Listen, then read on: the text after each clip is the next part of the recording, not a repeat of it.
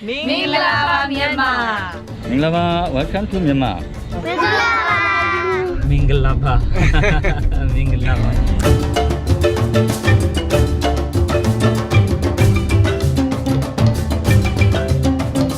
Right now we're at the Shwedagon Pagoda in Yangon, Myanmar. It is a beautiful sight. All these golden pagodas. It kind of reminds me of the Grand Palace in Bangkok, but I think here it's even more spectacular. Formerly known as Burma, Myanmar is a Southeast Asian country that lies right in between India, China, and Thailand. So if you mix these three cultures together, you get a very unique blend that is Myanmar. The military has carried out a coup d'etat in Myanmar. They've seized control of the country and detained key government officials, including the country's de facto leader, Aung San Suu Kyi. The military accuses the government of failing to act on claims of voter fraud in last November's election. They announced emergency measures via the news channel they own in Myanmar. In order to perform scrutiny on the voter lists and take actions, the authority of the nation's lawmaking, governance and jurisdiction is handed over to the Commander-in-Chief, according to the 2008 Constitution, Article 418.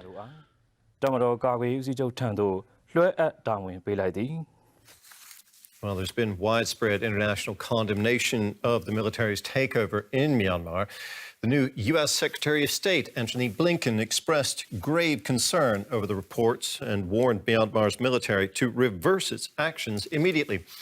And the UN Secretary General, Antonio Guterres, released a statement strongly condemning the detention of Aung San Suu Kyi, President U Win Myint, and other political leaders in Myanmar. He said the developments are a serious blow to democratic reforms in the country.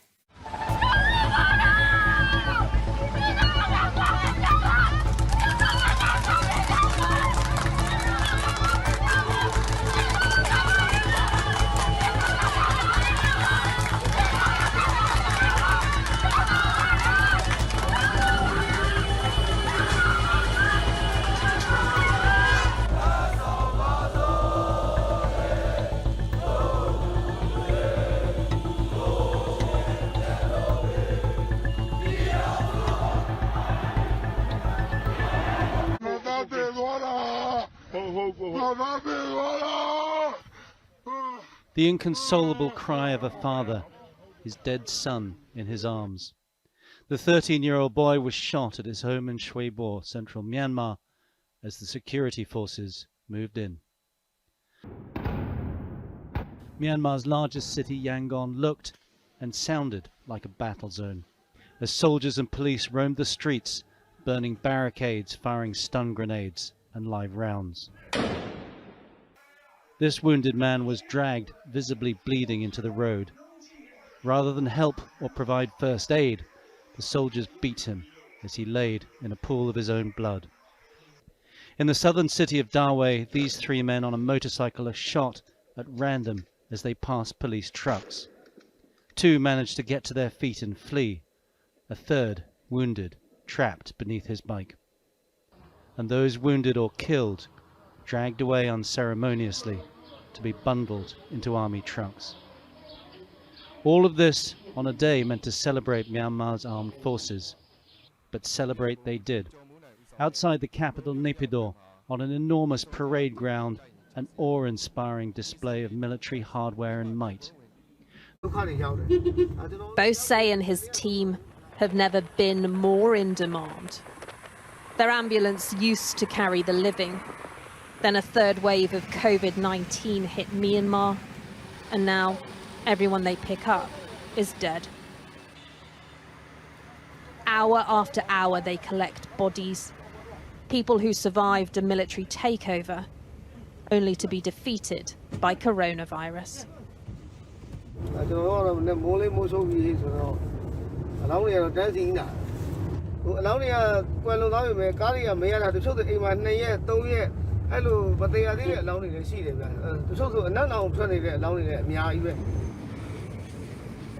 The line of ambulances at the crematorium is a sign of the crisis. For hours they wait to deliver the dead. July has been grim. More than 50% of the country's total COVID fatalities lost in 1 month. February's military coup triggered a doctors' strike that fatally wounded the health system. The Delta variant has all but finished it off.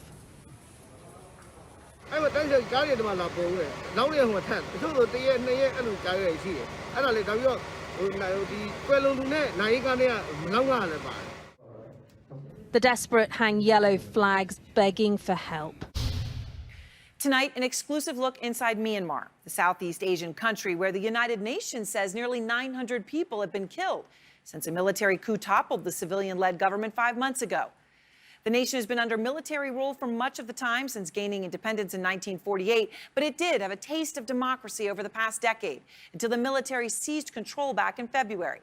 Now, anti-coup rebels made up of villagers, students, young workers are taking matters into their own hands in an effort to restore democracy. Sam Kiley is out front with this exclusive report. A grueling journey through jungle, eventually revealing this: a rebel base in Myanmar. Camp Victoria, a major headquarters in a nationwide uprising against the country's military junta. Forward! March! Some 200 volunteers from around the country have come seeking the military skills that they want to fight a regime that seized power in February and has brutally dashed hopes of democracy here. They're villagers, young workers, and many are former students who protested the coup and now believe that they must take up arms against it.